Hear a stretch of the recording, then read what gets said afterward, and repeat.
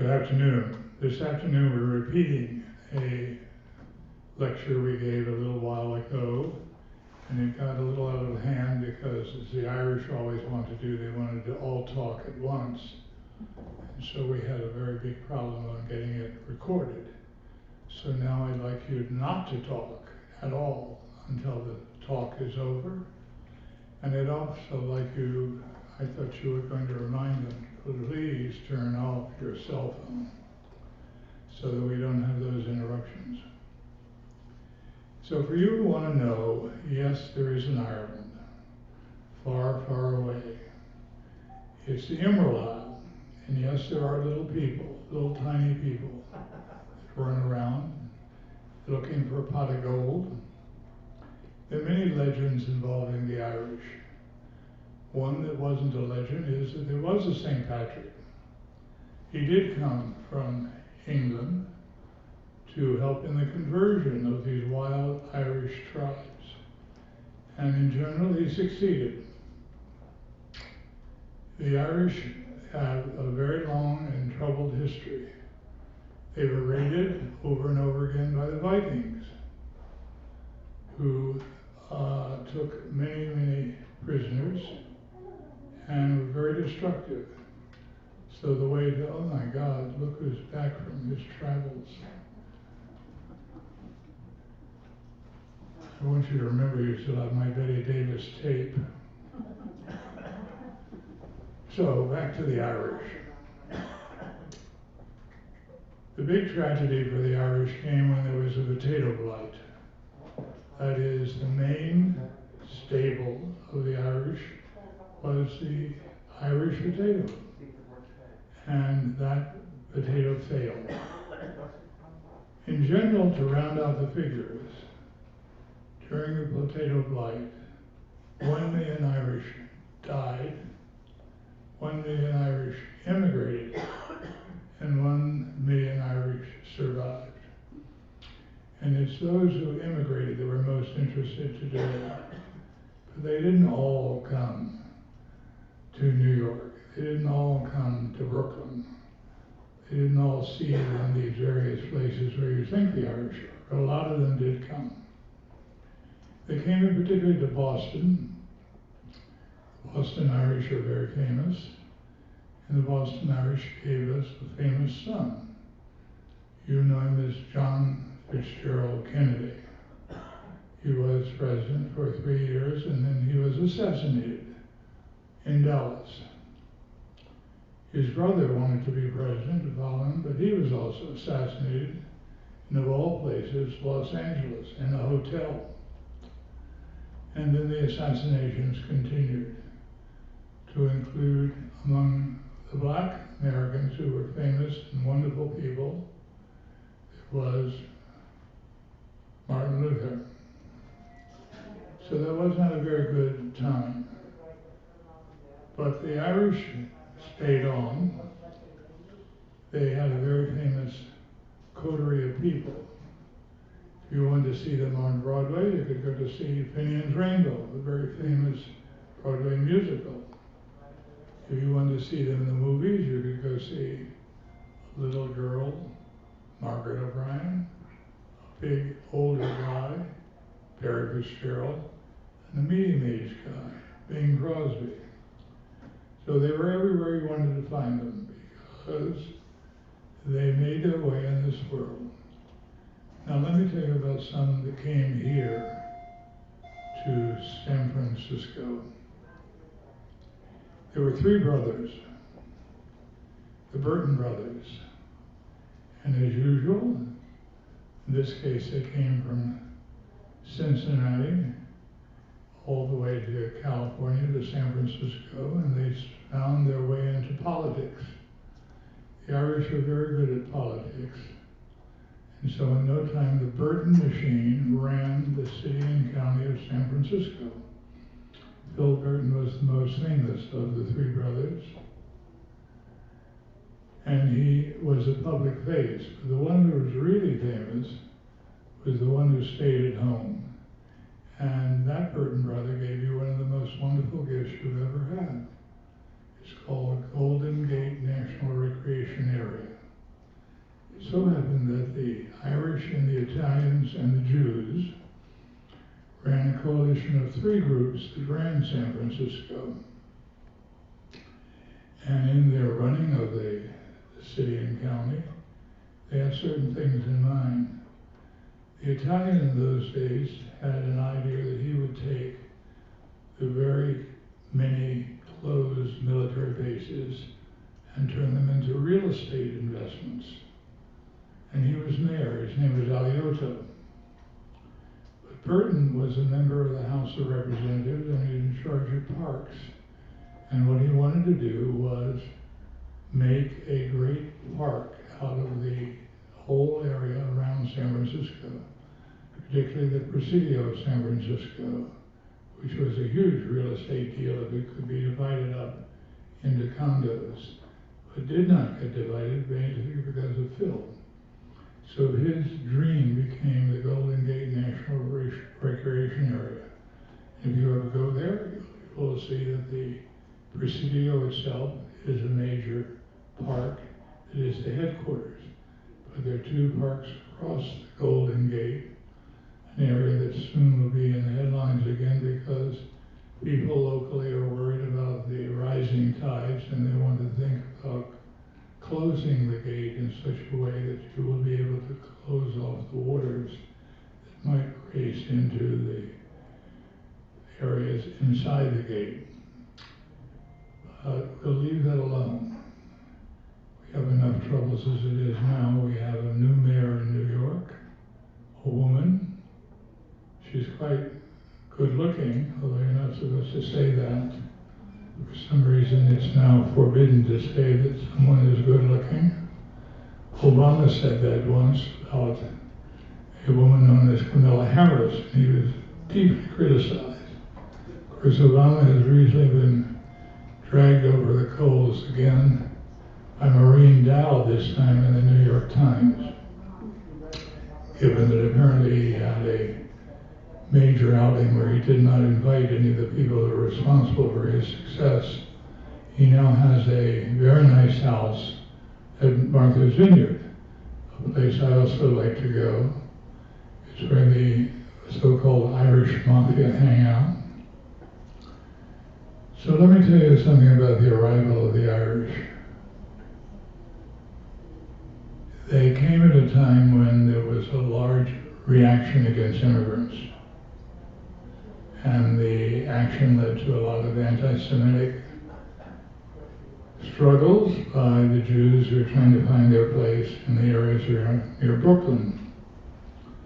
In the case of the Irish, they also wanted to find their place.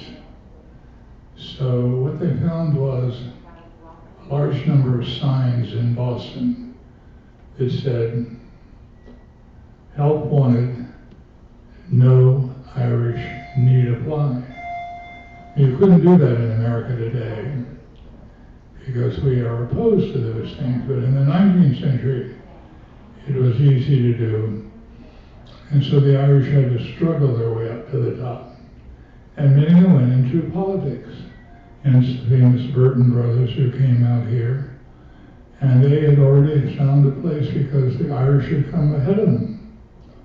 I don't know if you know it, but the city of San Francisco, the city and county of, was basically run by the Italians, Alioto,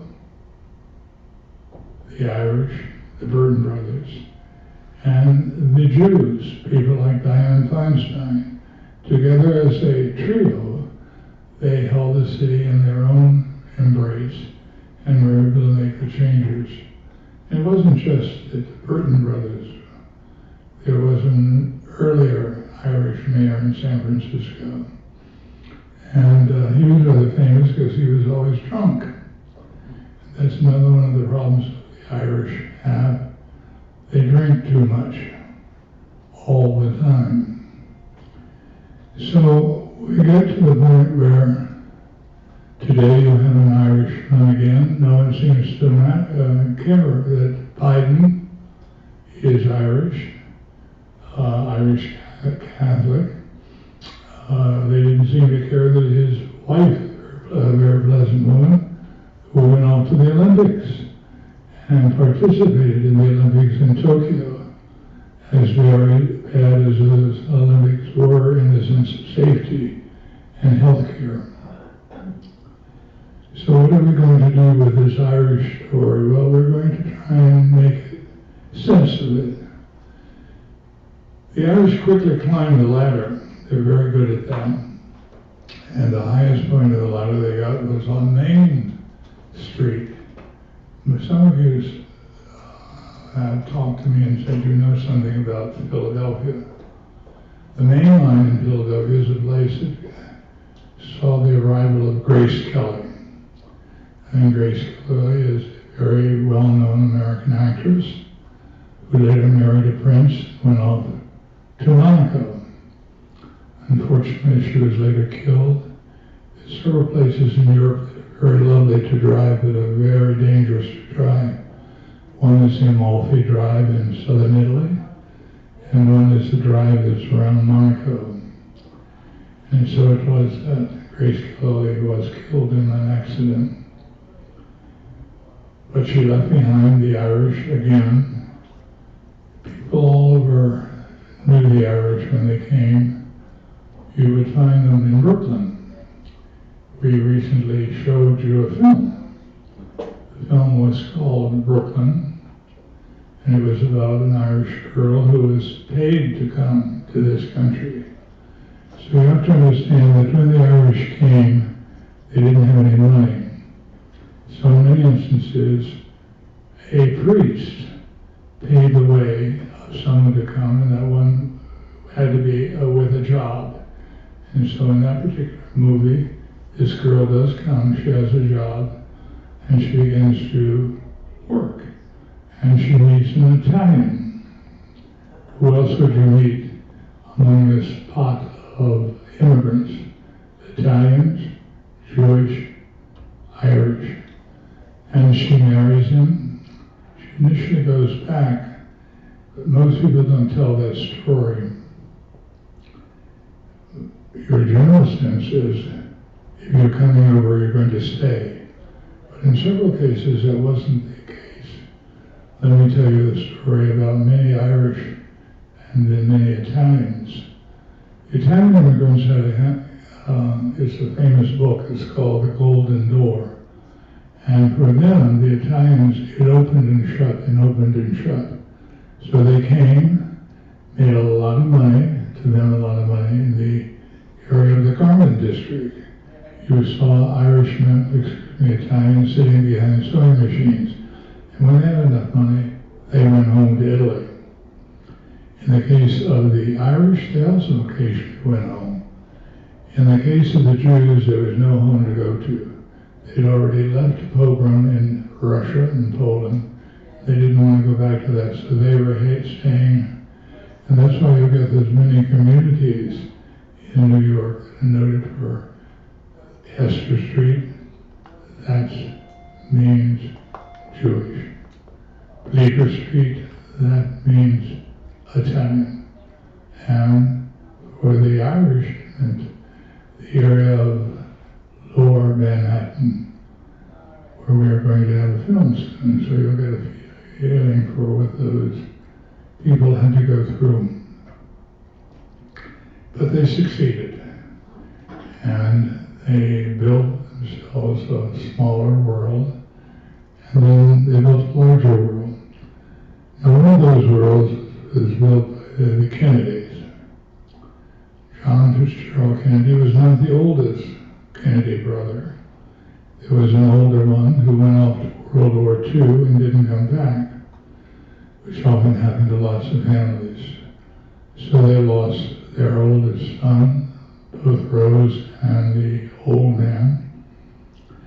The old man had great hopes for that boy, had given him all of his blessings, and now he was dead.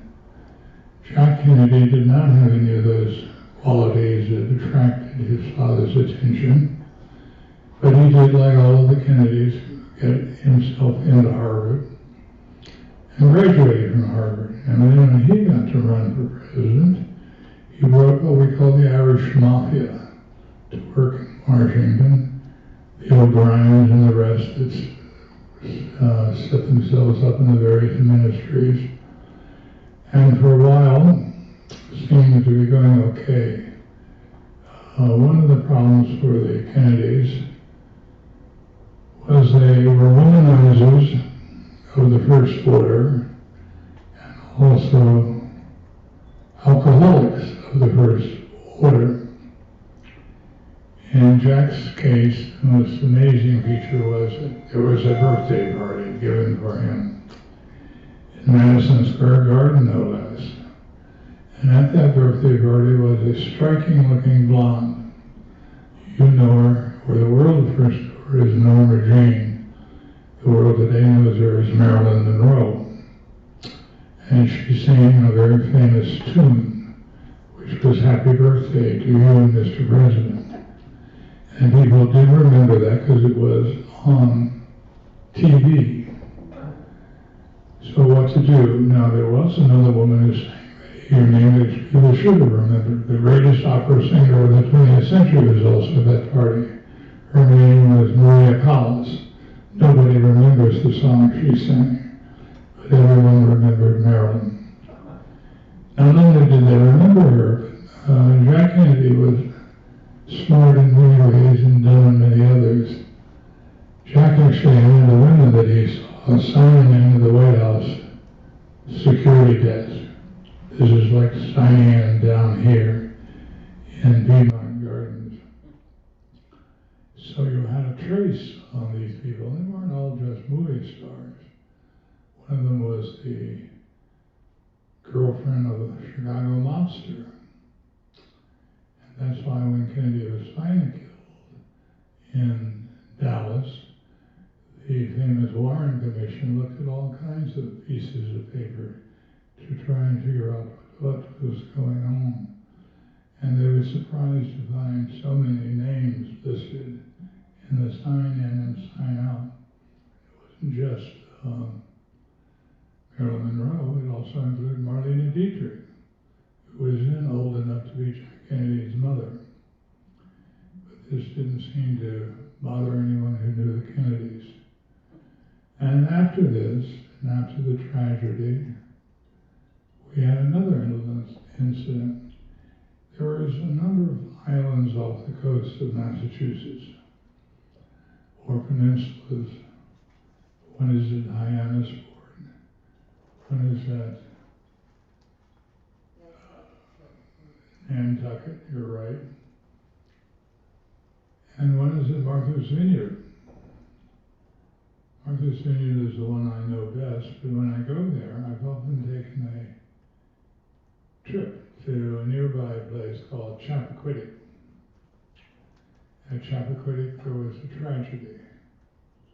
A young girl with some other young girls, all staffers in the White House and in various departments of government, had come for a party.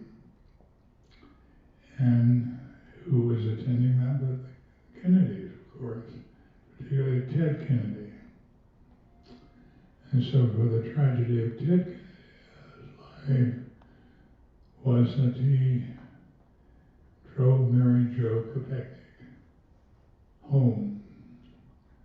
And somehow he missed a turn, and somehow he missed the edge of the bridge. And so he went over the edge, the car went in the water, the car turned upside down, and Mary Jo drowned. Ted got out. Ted went back to the party to call for help. He got back, but by then they had called and the car was pulled out of the water and Mary Jo was dead. This was just another one of the serious problems that had haunted the Kennedy family.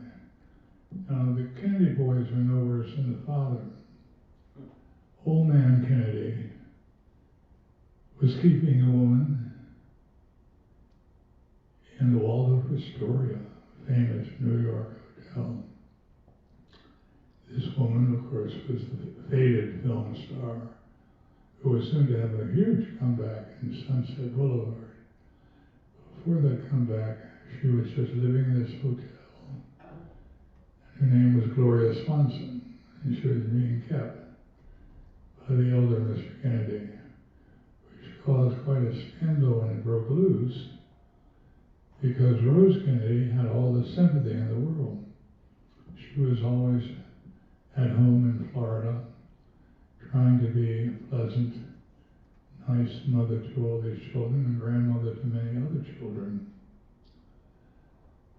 So one had a real problem dealing with Ted.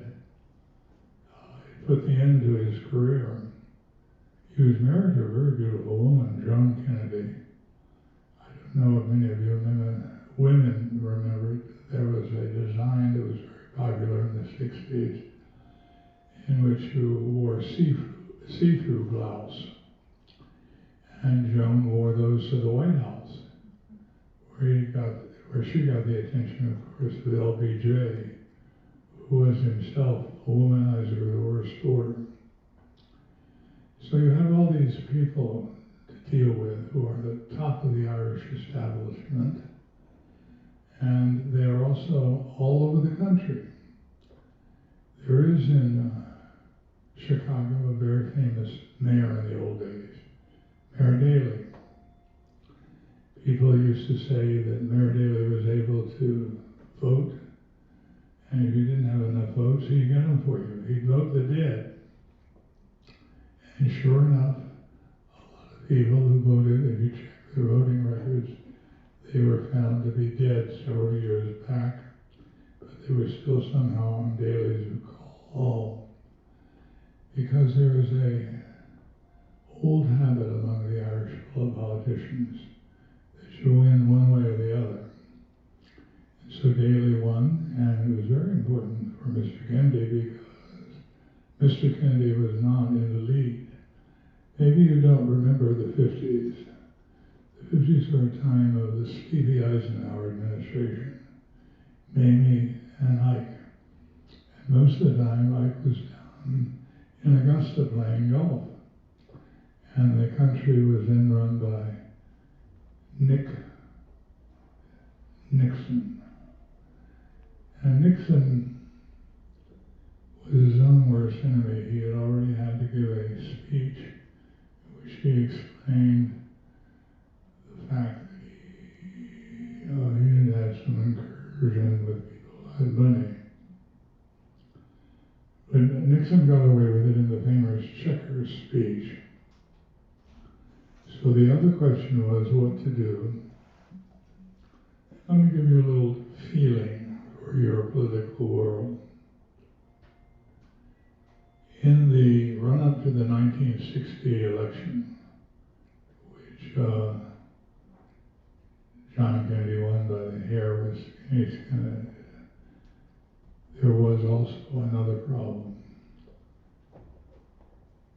Maybe you don't know anything about the Roman Catholic Church. Let me tell you, it's less than holy. And in the case of the Cardinal Primate of New York, there was Cardinal Spellman. In case of the Cardinal Primate of Boston, his name was Cardinal Cushing. And in the election that came in the 1960s, to give you an idea of how Cardinal Spellman of New York felt about the election, he rode in an open vehicle down Fifth Avenue with Dick Nixon, which was a very loud signal to the people of New York as to how the Catholic Church felt, at least how their primate felt. In the case of Cushing, he was like the private confessor for the Kennedys. He had arranged for an earlier divorce.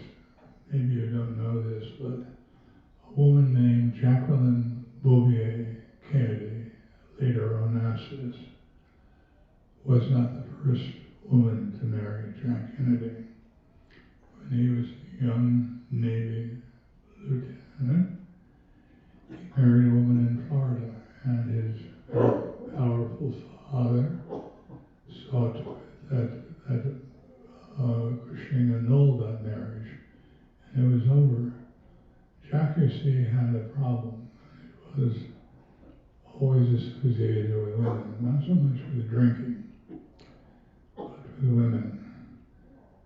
So in the two cases, you had two very powerful American Roman Catholic cardinals having something to say about what way Americans should vote. And that was a big issue in the 1968 election, because many people voted against Kennedy because he was a Catholic. In my part of the world, I grew up in Virginia. The state of Virginia refused to vote Democratic for the first time, and voted instead Republican, basically because there was a Catholic running. Now, you didn't see that happen again with Biden. Biden's much too smart to get caught in those traps. But you did find it with the Kennedys. And over again, you had all these. Let me tell you a story. A man came to Berkeley, came to our Institute of Governmental Studies and gave a talk on a book he was writing. It was right in publications, soon to come out. And it was about the Kennedys, but it was a personal level. And what he had found was that if you wrote a book on the Kennedys and used the Kennedys' private sources, they had to be read by members of the family, and then they could be approved. And so in this book, there's a very cute little story. The Kennedy family is, in a very Irish kind of way, having family dinner down in the basement. You have to understand that these Palm Beach houses are very big. So in this case, the family is dining, people are talking, and you remember that the Kennedys had two children, a girl, Caroline, and a boy, John. And at the time of this story, John was very little.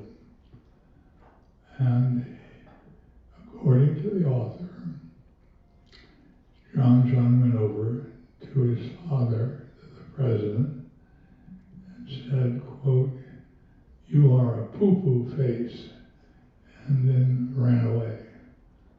And John Kennedy was no longer amused, and he told the boy, "I told you not to say that to anybody." And the boy turned around and ran right back to his father and said, "You are really a poo-poo face." And so that was in the book, a cute story from down in Florida where the Kennedys were on vacation. When the book came to be ready for publication, it had to be sent back to the Kennedy family to be approved. Jacqueline Kennedy read it and wrote through that part, scratched it out, and sent it over to Robert. And Robert Kennedy said, "Well, you know, Jackie, it's just an expression that the kid used." And apparently Mrs. Kennedy was not amused, and she said, "I know what it was. I want it out of this book." And it got out of the book. That's how careful they were about their own reputation. They felt strongly that anything that showed lower class. You have to remember that many of the Irish came to this country were very poor. You had two types of Irish. You had shanty Irish, which was the lower sort, and you had lace curtain Irish. And you could always tell them when their lace curtains were up, because that distinguished them as the elite, even though they were still working class. So all these little telltale signs gave you a feeling for the levels of Irish life in this country. They were the Burton brothers here on the coast. They ran a very powerful machine. To show you how powerful the Burton machine was, this woman that you call Nancy Pelosi got her start. The man you call Willie Brown got his start. All the old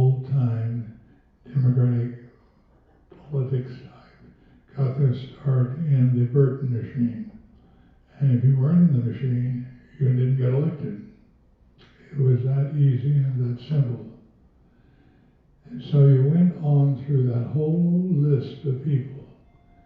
The machine in Chicago, run by Mayor Daley, very famous man who later is very much in the news when it comes to the Chicago 7 and the famous Chicago Convention, but that's after Kennedy is out. But to show you that they could understand politics in their own way, they also went to Chicago when they were still alive, that is John, Bobby, and the rest. And in a hotel room in Chicago, John Kennedy announced that he was going to ask LBJ to be his vice president. Now, Kennedy had a brain trust with him that he would include the scholar Arthur Schlesinger Jr. He certainly included his soon-to-be Attorney General Robert, and they all said it was a terrible, terrible idea that Lyndon Baines Johnson would be a terrible running mate for him. And John Kennedy looked at them and said, I will not carry the South in any way unless I can carry Lyndon Baines Johnson as my ticket runner. And so sure enough, he invited LBJ to be vice president, and LBJ threw himself into the election. Now, in those days, and before the 60s, all through the 50s, there were two people who ran Washington, D.C. I know you always think it was a goodly place, but it was in fact crooked. And the biggest crooks in town were LBJ and Sam Rayburn. LBJ ran the Senate, and Sam Rayburn ran the House. And this is how they ran it. They had lots of money. The money was oil money. And the oil people gave them a lot of money because they want to be protected. In America in those days, there was an oil depletion allowance. It's a special tax that gave relief to the oil industry. And so the oil barons of Texas shoveled money towards Rayburn and Johnson, and they then instead gave the money to various people who wanted it with the idea that you would vote for them when they needed it. There was a very famous incident where Johnson forgot one day at a Senate vote about a bill that he wanted to get passed, and it was going down to defeat. And his junior member came up to him and said, "Sir, you're in serious trouble." Johnson stood up and looked around the room, and there was a man who hadn't received any instructions from Johnson, so therefore the man, the senator, was going to vote his conscience. And he voted no on this piece of legislation.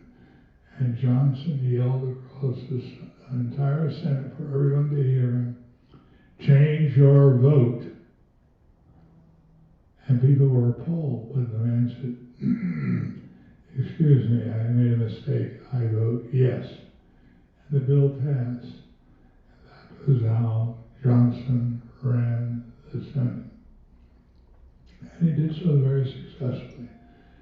He would go to Eisenhower, who was president for, if you remember, 8 years, and he'd say, "Mr. President, what do you want?"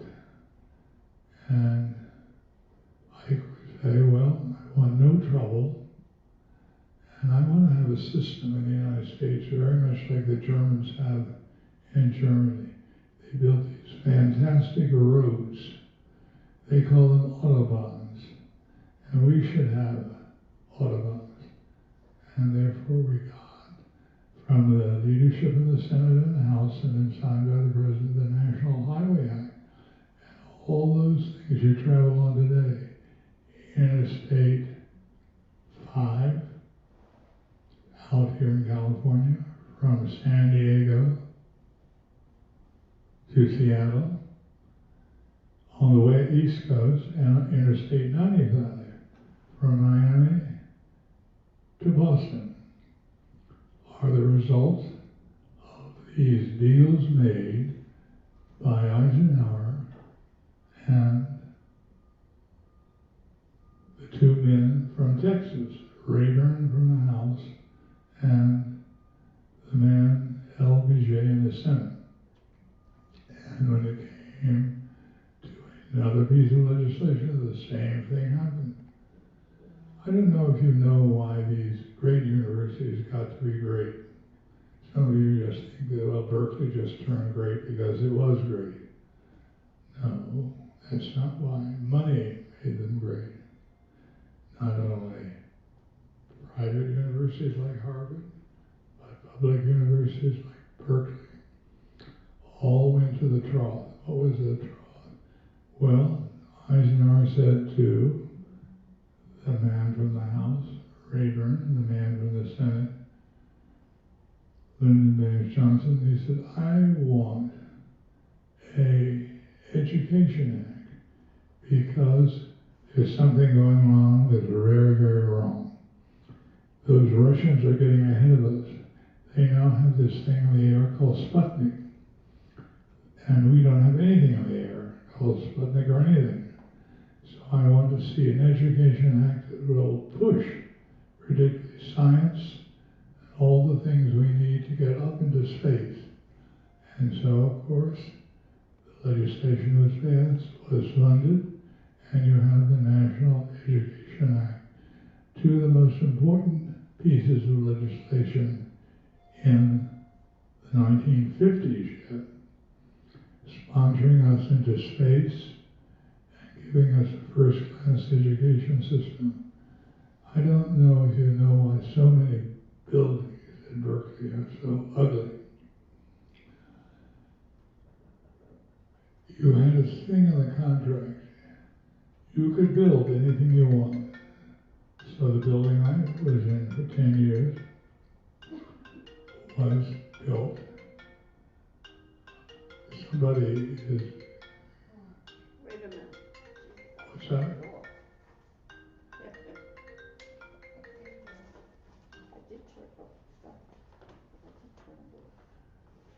So back to ugly buildings. In Berkeley, there are many ugly buildings on campus.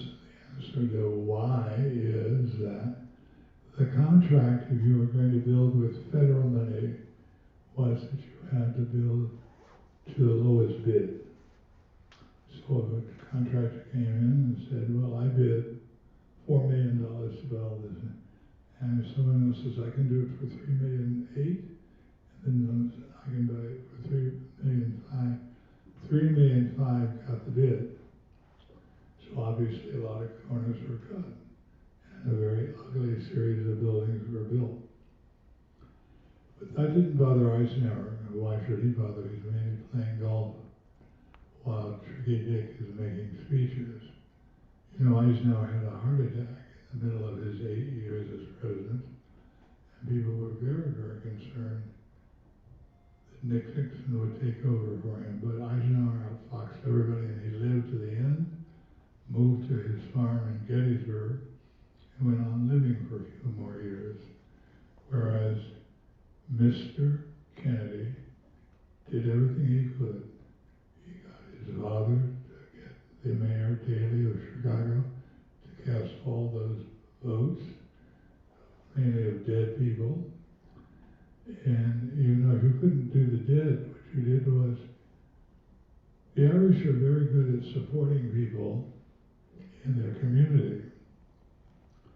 Chicago itself was divided, so you knew there were Hungarians living here, Czechs living here, Irish living here, and you saw to it that they always got a turkey at every Thanksgiving, a turkey at every Christmas, and their sons got jobs, their daughters got jobs.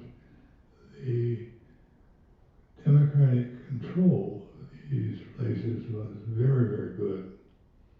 And so in return, you expected their vote. And what you did when voting day came, you sent out a car, 2 cars, 3 cars, 5 cars, 10 cars, as many cars as were needed to pick these people up. Many of them didn't have transportation. Many of them were elderly and couldn't get out. They all got out on election day, and they all voted Democratic. And that's how you ran Brooklyn, that's how you ran the Queens, that's how you ran even that tiny little island called Staten Island. You ran them all by having a machine that was well greased, well aimed, well targeted, and it moved out. And particularly if it was Irish run, there's a wonderful Spencer Tracy film that I've been trying to get for us about how an Irish politician worked in the old days. Now, one of the things that did happen to the Irish and bothered them tremendously was after a while, after all the New Deal, then Fair Deal, the New Frontier, all of this legislation that was changing life in America that occurred, suddenly you didn't need these people any longer. The Fair Deal, the New Deal, the New Frontier all gave them an opportunity to get a job. They didn't need you to find them a job. And so things changed, not for everybody, not particularly for African Americans. That was another struggle, the civil rights struggle, which in many cases is still going on today. So what are we going to do with these Irish people? Well, they've dispersed themselves now. You know what happens in the first generation? They are the shanty or the lace skirt. But in no time, the Irish start marrying non-Irish. The Irish move away from Queens. They move out. The Irish find themselves jobs. They looked around and said, these Jewish people are doing very well in Hollywood. Let us go out there. So you have a little Irish girl, Margaret O'Brien. You have this old Irish guy, Barry Fitzgerald. You have this new middle-aged Irish guy, it's dear old Bing Crosby. They scored, and from there they spread out. So you found them everywhere. Most of you probably don't know it. The Irish went everywhere. They just didn't come to America. When the potatoes failed, they went to Australia. They went to New Zealand. Australia has a very famous novel about them writing called The Kelly Gang. It's a wonderful book. It tells you the story of the Irish in dear old Australia, down under, with the little things that hop up and down. So you find them succeeding where you least expect them. And they take deep roots, and they become more Irish than the locals. You see, Mel, maybe some of you don't know him because lots of people don't like him today, but Mel Gibson is one of those Irish types who got his start in Australian film, Gallipoli being his biggest hit. But other people also did. They didn't always have to go to the U.S. They went to Canada. They also went across the Irish Sea. The Irish Sea, which had always been a troublesome place for them because it was the place where the Vikings raided. And while the Vikings came, then there was no peace. You had to fortify. And even at the universities, you worried about this so that you had 4 great universities on the British Isles, Oxford and Cambridge, in England, St. Andrews in Scotland, and then the great Irish University of Trinity. And after the many years of this terrible memory of the potato famine, you've even had Queen Elizabeth II. I don't know who designs her clothes, but she has the worst clothes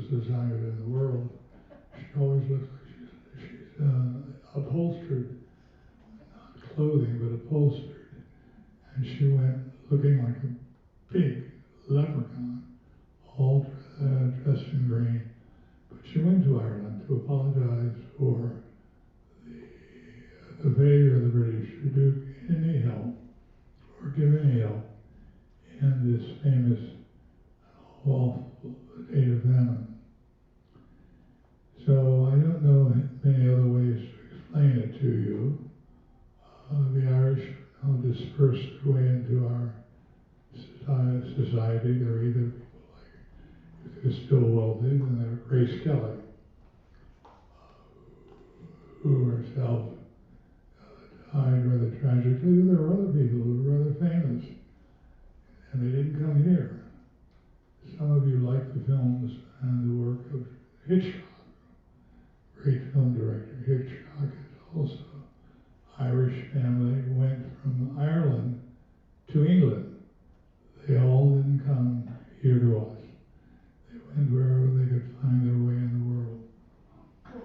And they were happy with what they generally found. There are no signs in Boston anymore for no Irish need apply. They are all over those islands that people like to go to. I like to go to Martha's Vineyard. And I have a very good friend there who's a Marine. And when he got out of the Marine Corps and he was as Irish as they come, he bought a magnificent investment in houses in Martha's Vineyard. And it certainly paid off for Paul and his wife Jackie, who invited us when they owned both houses to come and spend weeks with them on that marvelous set of islands. And it wasn't just those. You could go to Kennebunkport, you could go to Martha's Vineyard, you could go out to the Cape Cod. All of them had a place and a welcoming place, and the Irish were there. You see, one thing the Irish did was they had lots of kids, so that this generation might not be at the top, but the next generation or the generation after. And when you outgrow all the opposition, you suddenly find that there are huge numbers of Irish in Cincinnati, in other ethnic areas, where they were able to find their home and make do there. So I've told you what I can about the Irish. Today they're more or less assimilated, in the sense that most of them no longer live in little ghettos, but neither do the Jews or the Italians. When I go to New York and I like to visit the old ghettos, I go to Bleecker Street, and there's not an Italian in sight. And that's all there used to be 100 years ago. And if you go and you look for the Jews used to live in, they're gone. They've done what you were supposed to do. It was called the melting pot, and you melted. It was not easy for Asians to do, and it was not easy for African Americans to do, because you couldn't melt that fast. But we've done better things for ourselves, and hopefully there is much still to be done. At least you didn't have a heart attack when Biden, a Catholic, got elected. And hopefully you like what he's doing. He is trying as hard as he can. He's going to get some help now from this famous new woman who's going to be governor of New York, even if the Italians have not done well by the recent man they had in Albany. And there is one blow into the other. You might have noticed, if you saw the newspaper this morning, that our huge massive investment in Afghanistan has gone down the drain. And that will come back home to haunt us. Kabul is now, I don't know if you know anything about Kabul. Let me tell you a story. There is a city in Afghanistan known as Kandahar. Kandahar. If you say it slowly, you understand it was once called Alexandar. Kandahar, Alexandar. It was a city known to Alexander the Great. So it goes back a long way in history, and a time in which we simply failed ourselves. We are being kicked out of a country that is now being taken over by a terrible group of people, and we're likely to get struck again by terrorists coming to get us. What to do? Who knows? Biden thought he was doing the good thing for all of us by getting us out of that never-ending war. But at the same time, the war goes on. Now there are tens of thousands of people lined up at the borders of Pakistan and us trying to get out. People who would cast their future with us. So what to say? The Irish haven't cast their future. They are us. They're the Grace Kellys, the Margaret O'Briens, the Bing Crosbys, the Marino Aras of the world. And they made their way in the world as best they could. Let me tell you the last one of the glorious women who made her. Most of you know there was a woman once. She was named Rita Casino. She was spotted by an agent who was working for Harry Cohn in Columbia Pictures. He took a look at the photograph and said, "Well, this will never do.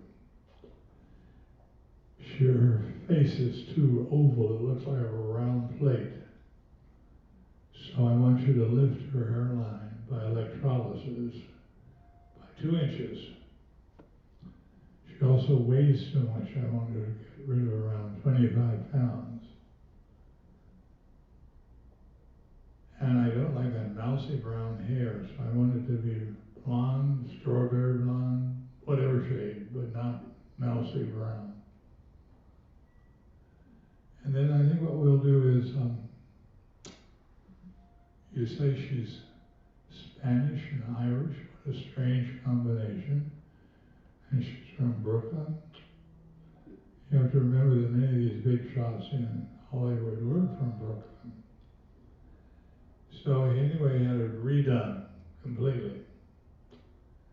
And then he got her an assignment to appear on a cover of a very famous magazine, one that used to be in everybody's home, everybody's office, called Life magazine. And she was to be kneeling on a bed, wearing a negligee. And Time decided to call her the Love Goddess. Her name is Rita Hayworth. She's completely artificial. Her hair is not hers. Hairline is lifted, color is gone, weight, all the things that Hollywood wanted are now there in the form of the famous Love Goddess. She also was later on a princess, and she also got out of the, she didn't die like Kelly did. She did finally die of Alzheimer's, which was very unpleasant for her. But she was taken care of for the rest of her life by her daughter, who was the daughter she had by Orson Welles, a daughter called Rebecca Wells. So strange are the ways that half Irish, part Irish, some Irish, no Irish make their way into a very famous world. And I see that I've gone overtime. So, thank you for listening. I'll see you next week.